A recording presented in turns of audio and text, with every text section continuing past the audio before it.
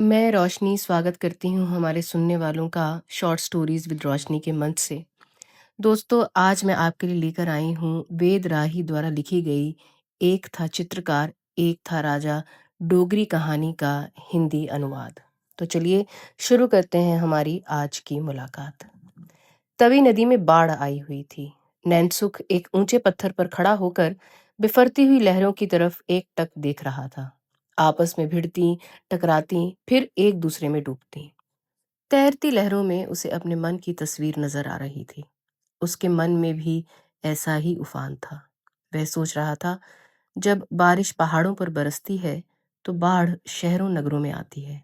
इसी तरह जिस गुजर लड़की ने उसके मन में तूफान मचा रखा है, वह तवी के पार कहीं आराम से बैठी है और इस पार नैन सुख बाढ़ को चीर कर पार जाने की ठान रहा है। जिस पत्थर पर वह खड़ा था उसके नीचे नजर गई तो देखा, थोड़ी देर पहले जो जगह सूखी थी वहां अब पानी उफन रहा था। वह समझ गया, सोचने सोचने में जितनी देर होगी पानी और भी बढ़ता जाएगा। वह उछलकर अगले पत्थर पर चला गया। अब आगे कोई और पत्थर नहीं था। पीछे से आवाज आई, ओ नैनू। उसने पीछे मुड़कर देखा, उसका छोटा भाई मानक उसे पुकार रहा था। पानी बढ़ रहा है, आगे कहाँ जा रहे हो? मैं पार जा रहा हूं। तुम्हारा दिमाग तो नहीं खराब हुआ? कहते हुए मानक उसकी तरफ बढ़ा। इस बाढ़ में कोई पार जा सकता है? मुझे जाना है। अब मानक उसके पीछे वाले पत्थर पर आ खड़ा हुआ था। बोला, मैं जानता हूं तुम्हें पार जाने की बेसब्री क्यों है। पहले बाढ़ का पानी उतरने दो, शाम तक पानी कम हो जाएगा। नैनसुख वैसे ही खड़ा रहा। मानक ने फिर कहा, राजा साहब जसरोटे से यहां पहुंचने वाले हैं। नैनसुख ने जवाब दिया, उनके आने तक मैं वापस आ जाऊंगा। और ये कहकर उसने पानी में छलांग लगा दी। मानक का दिल धक से रह गया। उसके देखते देखते नैनसुख लहरों में यूं गुम हो गया जैसे कोई तिनका बाढ़ में समा जाता है। नैनसुख लहरों से लड़ते लड़ते निढाल हो गया। उसे लगा कि अब वह बच नहीं पाएगा। उसने अपने आप को ढीला छोड़ दिया। पानी उसके अंदर जा रहा था। उसे इस बात का होश भी नहीं रहा था कि उसको पार जहां पहुंचना है वह जगह बहुत पीछे छूट गई है। मुर्दे की तरह बहते बहते अचानक उसे एक झटका सा लगा। ऐसा महसूस हुआ कि वह कहीं आ गया है। आंखें खोलकर देखने की शक्ति भी नहीं थी। काफी देर बाद चेतना लौटी। उसने जाना कि वह पानी में ही है, मगर बह नहीं रहा। उसने सिर उठाने का यत्न किया, पर उठाया नहीं गया। थोड़ी देर बाद फिर उठने की कोशिश की। देखा तो पांव पर कुछ सांप जैसा चल रहा था। टांग झटककर उसे दूर फेंका और तुरंत खड़ा हो गया। खड़ा होना चाहा तो चक्कर सा आ गया। अंदर से मुंह के रास्ते कुछ पानी भी निकल गया। उसने देखा, वह पार आ लगा है। इतना शिथिल होते हुए भी वह मुस्कुराया। खड़े होकर उसने चारों तरफ नजर दौड़ाई। उसने अंदाजा लगा लिया कि वह शहर से कोस भर दूर आ पहुंचा है। धीरे धीरे वह ऊपर की तरफ चल पड़ा। वहां पहुंचना जरूरी था, जहां पहुंचने के लिए उसने इस भयानक लहरों को ललकारा था। उसके पांव यूं उठ रहे थे जैसे मनो भारी हो गए हों। मानक डर से मरा जा रहा था। वह कांप रहा था। राजा बलवंत देव जसरोटे से आ पहुंचा था और अपने बड़े भाई जम्मू के महाराजा रंजीत देव के पास हाजिरी देने चला गया था। वह लौटने ही वाला था और आते ही उसको अपना खास उल्खास चित्रकार नैनसुख की हाजिरी तलब करनी है। वह उससे क्या कहेगा? कैसे बताएगा कि नैनसुख ने बाढ़ के पानी में छलांग लगा दी और पानी उसे बहा कर ले गया? उसने छलांग क्यों लगाई, इसका जवाब कौन देगा? इन सोचों में डूबा हुआ मानक घबरा रहा था। वह छुपने की नामुमकिन कोशिश कर रहा था। चित्रशाला के पीछे तवी के किनारे खड़ा वह बाढ़ को उतरते देख रहा था। राजा बलवंत देव महल की बारादरी में महाराज रंजीत देव की प्रतीक्षा में बैठा हुआ था और अंदर महाराजा साहब अपने मंत्रियों के साथ एक गंभीर समस्या पर सोच विचार कर रहे थे। बैठक लंबी होती जा रही थी। किश्तवाड़ के राजा मेहर सिंह का छोटा भाई सुजान सिंह आया हुआ था और जम्मू दरबार से अपने भाई के विरुद्ध सहायता प्राप्त करना चाहता था। महाराजा रंजीत देव को यह महत्वपूर्ण फैसला करना था कि वे किश्तवाड़ के अंदरूनी मामलों में हाथ डालें या नहीं। साथ जुड़ी हुई बहुत सी बातों के बारे में मंत्रणा चल रही थी। बाहर बैठे हुए बलवंत देव को गुस्सा आ रहा था, पर वह कर क्या सकता था? उसके बस में होता तो हाजिरी लगवाने भी ना आता। उसे मालूम है उसके बड़े भाई साहब उसे किसी योग्य नहीं समझते और वह भी उनकी परवाह नहीं करता। उसका अधिक समय अपनी जागीर जसरोटा में बीतता है। गर्मी के दिनों में वह सुरईसर चला जाता है, जहां उसने झील के किनारे एक हवेली बनवाई है। आज भी वह वहीं जा रहा था। जम्मू रास्ते में पड़ता है। महाराज साहब के सामने हाजिरी नहीं तो उसे धृष्ट समझा जाएगा। आखिर जब उसने देखा कि बैठक समाप्त ही नहीं हो रही, तो उसका धैर्य चुक गया। वह वापस चित्रशाला की तरफ चल पड़ा। वह महल से निकला तो उसके आगे पीछे दो अंगरक्षक भी थे। बलवंत देव का घोड़ा सफेद था और अंगरक्षकों के सफेद और काले। नगर के बीच में से निकलने के बजाय वे तवी के किनारे किनारे घोड़े दौड़ाने लगे। चित्रशाला पहुंचकर जब बलवंत देव को पता चला कि नैनसुख वहां नहीं है, तो उसका गुस्सा और भी बढ़ गया। चलते चलते नैनसुख ने देखा कि सांझ होने वाली है। बाढ़ का पानी घट गया था, पर उसके मन में वापस जाने का विचार नहीं था। वह तो उस तरफ बढ़ रहा था जहां पहुंचने के लिए उसने मौत से भी मोहलत ले ली थी। चलते चलते उसकी आंखों के आगे अंधेरा छा जाता है। दूर डूंगर पर उसे गुजरों के डेरे दिखाई देने लगते हैं। उसे अपने अंदर जिंदगी का एहसास सा जागता महसूस होने लगा। उसके होठों पर मुस्कुराहट फैल गई। वह जल्दी जल्दी उन डेरों की तरफ चलने लगा। अचानक कुत्तों के भौंकने की आवाज सुनाई दी। वह डरकर खड़ा हो गया। उसे ख्याल आया कि गुजरों के डेरों के पास नहीं जा सकता। उनके भयानक कुत्ते उसे चबा डालेंगे। एक पत्थर का सहारा लेकर वह खड़ा हो गया। फिर जब कुत्तों का भौंकना और भी बढ़ गया, तो वह वहीं पत्थर से टेक लगाकर बैठ गया। उधर मानक ने डरते डरते राजा बलवंत देव को सच्ची बात सुना दी। उसने यह भी बता दिया कि तवी के पार गुजरों के कुछ डेरे इस बार गर्मियों के ऊपर पहाड़ों पर वापस नहीं गए। उनकी एक लड़की नैनसुख के मन में बस गई है, इसलिए उसने बाढ़ की परवाह नहीं की और भयंकर लहरों में छलांग लगा दी। पता नहीं वह जीवित है भी या नहीं। ये कहते कहते मानक रो पड़ा।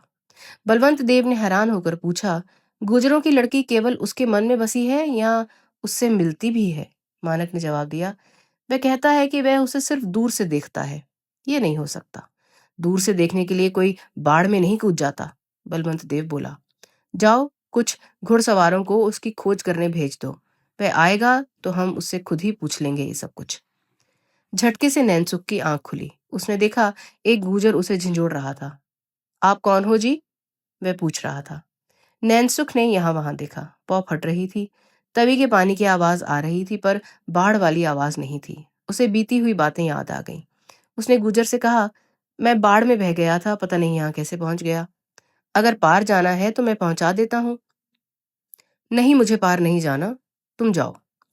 गुजर अपने दूध से भरे कल से उठाकर चल दिया। वह पार जा रहा था। नैनसुख उसे दूर तक पानी में जाते हुए देखता रहा। फिर उसने गुजरों के डेरे की तरफ देखा। उसे ख्याल आया, डेरों के भीतर जाकर उसे कुछ मिलने वाला नहीं। उसे वहां नहीं जाना चाहिए। जहां उतनी बार उसने चोरी छिपे देखा है, वहां आज भी चोरी छिपे ही देख लेगा। ये सोचकर वह उस तरफ चल पड़ा जहां एक छोटी सी डबरी के किनारे बोरियों के घने झाड़ हैं।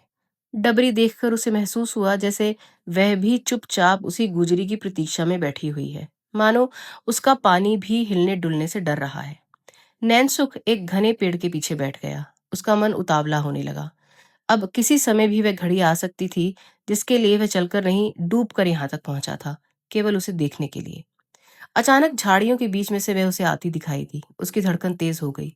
डबरी के निकट पहुंचकर गुजरी पानी में अपनी परछाई देखने लगी। उसने काला कुर्ता पहना हुआ था। नैनसुख को लगा जैसे काले धुएं में से एक लपट उठ रही है, उसमें से किरणें फूट रही हैं। उसके चेहरे पर लटें बिखरी हुई थी। बार बार सुर्ख गाल ढक जाते तो सिर्फ लंबा नाक ही दिखाई देता। उस समय नैनसुख का दिल डूबने लगा। फिर जब वह हाथ से बाल पीछे करती तो उसे चैन आता। गुजरी की आंखें बड़ी बड़ी थी। नैनसुख ने इनसे भी बड़ी आंखों वाली नायिकाओं के चित्र बनाए हैं, पर ऐसी आंखें उसने कभी नहीं देखी। माथा, कान, गाल, ठोड़ी, नाक और आंखों का कैसा तालमेल होना चाहिए, ये उस चेहरे को देखकर ही पता चलता है। काश वह वहां बैठा बैठा इसी तरह उसे देखते देखते उसका चित्र बना सकता। केवल कल्पना के सहारे ऐसी तस्वीर नहीं बन सकती।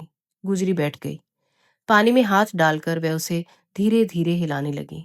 पानी कांपने लगा था। फिर उसने अंगड़ाई लेने के लिए अपनी बाहें ऊपर उठाई। नैन्सी को महसूस हुआ कि उसकी अपनी देह भी कमान बन गई है। उसकी रगें यूं खिंची जैसे अभी टूट जाएंगी। उसकी सांसें लंबी होने लगीं, लेकिन उसने तुरंत अपने आप को रोका। फिर भी पता नहीं गुजरी ने क्या देखने के लिए इधर उधर देखा। उसे सपने में भी नहीं सूझ सकता था कि 20 हाथ की दूरी पर बैठा उसे कोई घूर रहा है। धीरे धीरे उसने अपने कुर्ते के बटन खोले और कुर्ता ऊपर खींचा, गर्दन और बाहें निकाली, कुर्ते को एक तरफ रख दिया। नैन्सू को महसूस हुआ जैसे कोई काली नागिन अपनी केंचुली से बाहर आ गई है, जिसका रंग अब गुलाबी संगमरमर की तरह हो गया है। अचानक उसे दूर से कोई आवाज आती सुनाई दी। गुजरी पर से नजरें हटाकर वह खड़ा हो गया, ध्यान से सुनने लगा। कुछ घोड़े सरपट दौड़ते हुए उसी तरफ आ रहे थे। उसने देखा गुजरी चौंक कर घोड़ों की टापें सुन रही थी। जल्दी जल्दी डबरी में से निकलकर वह किराने पर आई और कपड़े पहनने लगी। घोड़े की टाप पास आती जा रही थी। नैनसुख और भी पीछे हो गया था। घनी झाड़ियों के बीच में से उसने देखा गुजरी कपड़े पहनते पहनते उसी की तरफ आ रही थी। वह और भी झाड़ियों में घुस गया। गुजरी उसके आगे उसी पेड़ की ओट में आकर बैठ गई जहां थोड़ी देर पहले वह बैठा हुआ था। अपने कपड़े पहनते पहनते वह ये देखने का यत्न कर रही थी कौन लोग इधर आ रहे हैं। उसकी सांस चढ़ी हुई थी और उसके सांस लेने की आवाज नैन्सिक को सुनाई दे रही थी। उसके अंदर एक तूफान उठ रहा था, मगर वह हिल नहीं सकता था। उसे पता था हल्का सा खटका भी गुजरी को डरा सकता है अगर उसने पीछे मुड़कर देख लिया तो। उसी वक्त दो घुड़सवार डबरी के दूसरी तरफ आकर रुक गए। वे चारों तरफ यूं देख रहे थे जैसे किसी को ढूंढ रहे हों। नैनसुख ने उन्हें पहचान लिया। वह समझ गया राजा बलवंत देव ने उसे खोजने के लिए उन्हें भेजा है। वह और भी सिमट गया। घुड़सवार डबरी के किनारे किनारे उसी तरफ आने लगे जहां नैनसुख और गुजरी दोनों छिपे हुए थे। उन्हें अपनी ओर आते देख गुजरी वैसे ही बैठे बैठे पीछे होने लगी जहां नैनसुख दुबका हुआ था। उसे उस तरह अपने निकट आते देख नैनसुख का दम रुकने लगा। घुड़सवार थोड़ी दूरी पर आकर खड़े हो गए थे और गुजरी कांपते कांपते धीरे धीरे पीछे होती जा रही थी। वह अब नैनसुख के इतने निकट आ चुकी थी कि नैनसुख उसे हाथ भी लगा सकता था। नैनसुख ने अपनी सांसें रोक ली थी। गुजरी और भी पीछे आती जा रही थी और फिर एकाएक नैनसुख के साथ जा लगी। वह भय से अचकचाई और नैनसुख को देखकर जोर से चीख पड़ी और चीखते चीखते झाड़ियों से बाहर निकलकर घर की तरफ भागी। घुड़सवार हैरान होकर उसे देखने लगे। उन्होंने उसका पीछा करने की सोची और घोड़ों को एड़ियां मारकर लगाम को ढीला छोड़ा। पर उसी समय झाड़ियों से बाहर आकर नैनसुख ने ठहर जाओ कहा और उन्हें रोक लिया। घुड़सवार नैनसुख को देखकर दंग रह गए। वे घोड़ों से नीचे उतर आए। वे हल्के हल्के मुस्कुरा भी रहे थे। नैनसुख समझ गया कि वे क्या अनुमान लगा रहे हैं। वह उनकी तरफ बढ़ गया। एक घुड़सवार ने बड़े अदब से थोड़ा झुककर कहा, भाई जी, राजा साहब ने जल्दी आपको हाजिरी देने की ताकीद की है। चलो। नैनसुख उनके साथ चल पड़ा। गुजरे के बारे में उनके बीच कोई बात नहीं हुई। रात को झरोखे में बैठकर राजा बलवंत देव और नैनसुख शराब पी रहे थे। नैनसुख मन ही मन घबरा रहा था। उसे किसी अनहोनी का पूर्वाभास हो रहा था, क्योंकि बलवंत देव उसे जबरदस्ती ज्यादा पीने पर मजबूर कर रहा था और वह जानता था बलवंत देव जब किसी पर जरूरत से ज्यादा मेहरबान होता है तो उसके दिल में अवश्य कोई गांठ बनी होती है। बाहर से वह बड़े सहज भाव से कह रहा था, नैनू, तुमने सुना, हमारे भाई साहब महाराज रंजीत देव हवेली वाली बेगम मुगलानी के चक्कर में फंसे हुए हैं। पर नैनसुख जानता था बलवंत देव बेपर के कबूतर उड़ा रहा है और उसे लगातार पिलाए जा रहा है और प्रतीक्षा कर रहा है कि वह कब उसे गुजरी से संबंधित लच्छेदार बातें बताता है। वह ऐसी बातों का शौकीन है। नैनसुख को पता है घुड़सवारों ने जो बताया होगा उसे झूठा प्रमाणित नहीं किया जा सकता। बलवंत देव कभी नहीं मानेगा कि वह गुजरी को लेकर झाड़ियों में नहीं छुपा था। ऐसा मानना उसे रुचेगा भी नहीं। वह तो चाहता है नैनसुख गुजरी के बारे में कुछ ऐसी बातें बताए कि जो रस से भरी हों, चाहे झूठी हों। वह तो तरंग में आना चाहता है। मगर नैनसुख गुजरी के बारे में कोई ऐसी वैसी बात नहीं करना चाहता था। गुजरी की हर बात उसकी निजी संपत्ति थी। उसके भीतर का गहरा रहस्य था जिसके बारे में कुछ बोला ही नहीं जा सकता था। पर वह जानता था ऐसा होना संभव नहीं। बलवंत देव उसे छोड़ेगा नहीं। वह उसे और पीने पर विवश कर रहा था और वह नशे में धुत होता जा रहा था। बलवंत देव ने उसके कंधे पर हाथ रखकर कहा, यार, तुमने हमें उस गुजरी के बारे में कुछ बताया ही नहीं। नैनसुख नशे में होते हुए भी चौकन्ना हो गया। महाराज, कोई बात हो तो बताओ ना। भाई, हमने तो तुमसे कभी कुछ नहीं छुपाया और तुम। महाराज, मैं सच कह रहा हूं।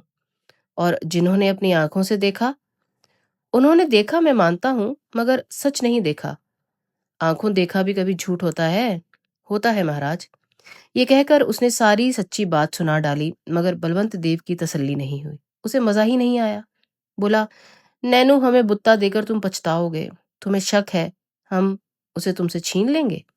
ये क्या कह रहे हैं महाराज? हम तो ये जानना चाहते हैं कि तुमने उसे फंसाया कैसे?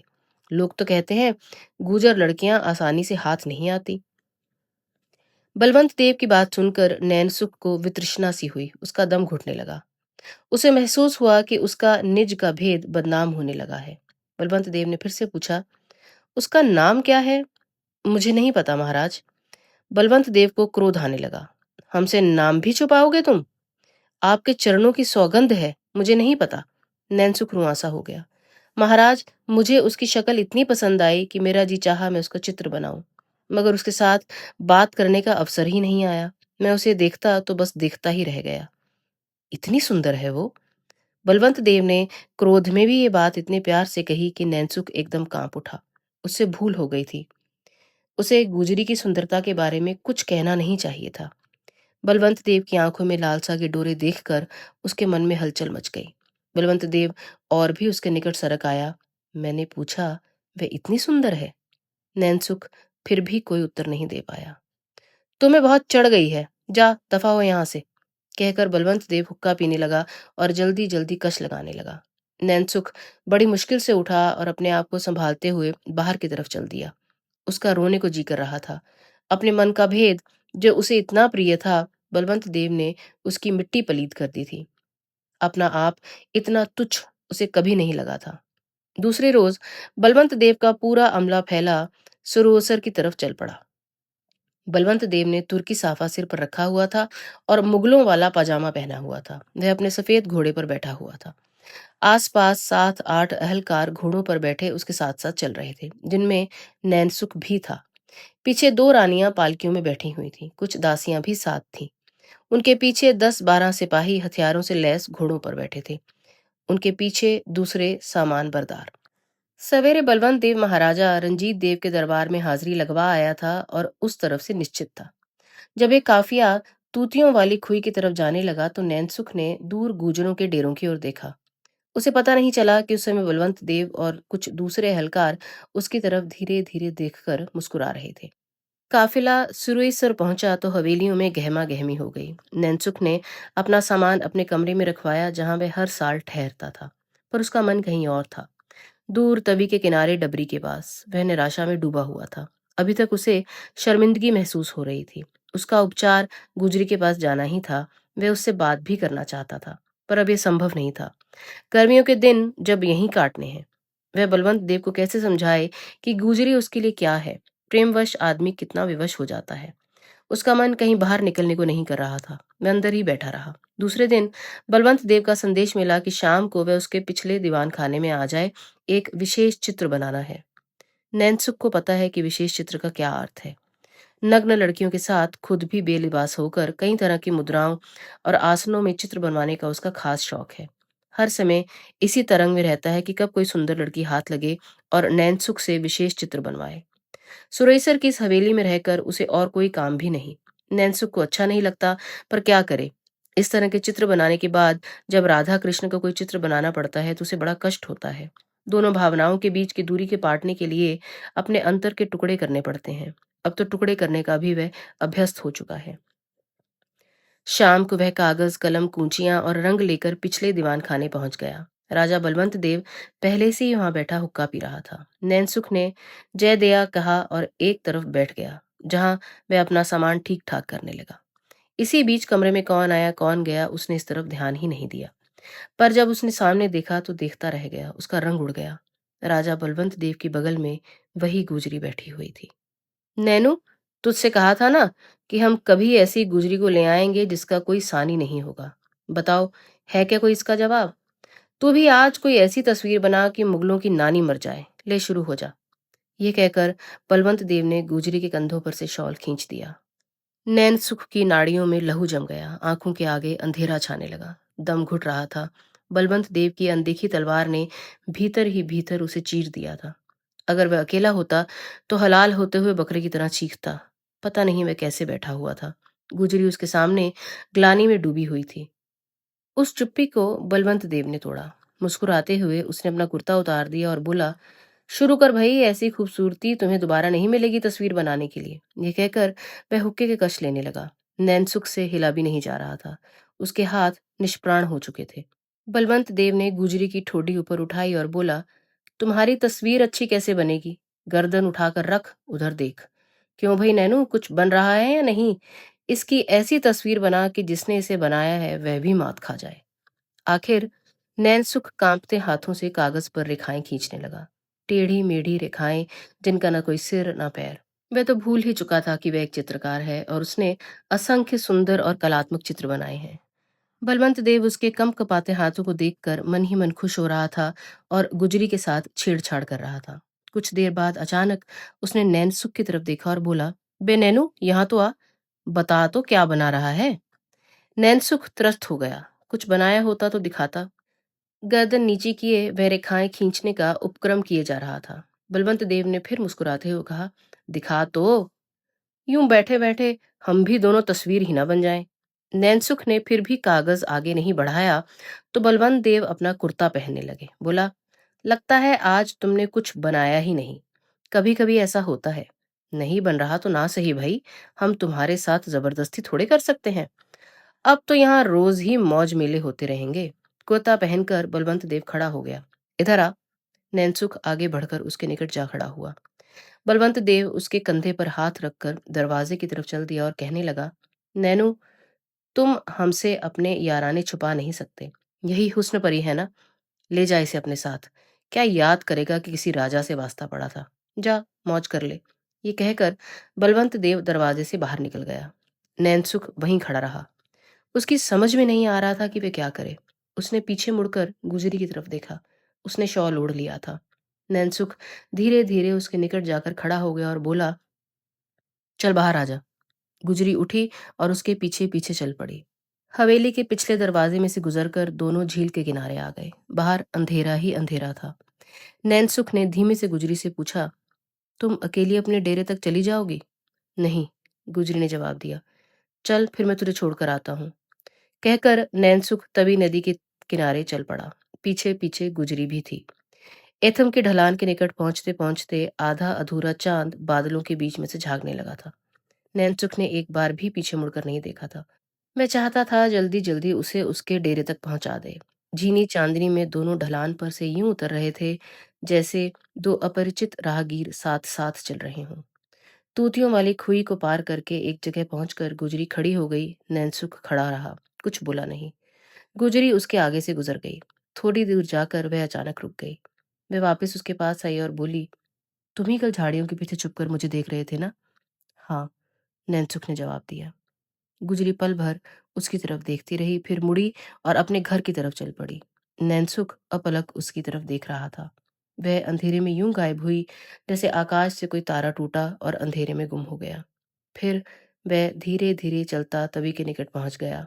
कल बाढ़ का पानी किनारे तोड़ रहा था, मगर इस समय वह यूं बह रहा था जैसे किसी ने उसे चुप रहने का श्राप दे दिया हो। नैनसुख काफी देर तक वहां खड़ा रहा। थोड़े दिनों के बाद राजा बलवंत देव को पता लगा कि नैनसुख बसोली चला गया है और वहां वह राजा अमृतलाल के दरबार में बतौर चित्रकार नौकर हो गया। दोस्तों, आज की हमारी इस मुलाकात को यूं ही खत्म करते हैं। मेरे बस में होता तो शायद इस कहानी का अंत में बदल देती, लेकिन ऐसा होना मुमकिन नहीं है। समाज में हमारे आसपास जो होता है, कहानियां उसी का एक रूप होती हैं। तो शायद वेदराही जी ने जो लिखा वो उस समय पर सही था, उचित था। तो आज की हमारी मुलाकात को अब यहीं ख़त्म करते हैं। मैं हूँ आपकी दोस्त रोशनी और आप सुन रहे हैं शॉर्ट स्टोरीज विद रोशनी।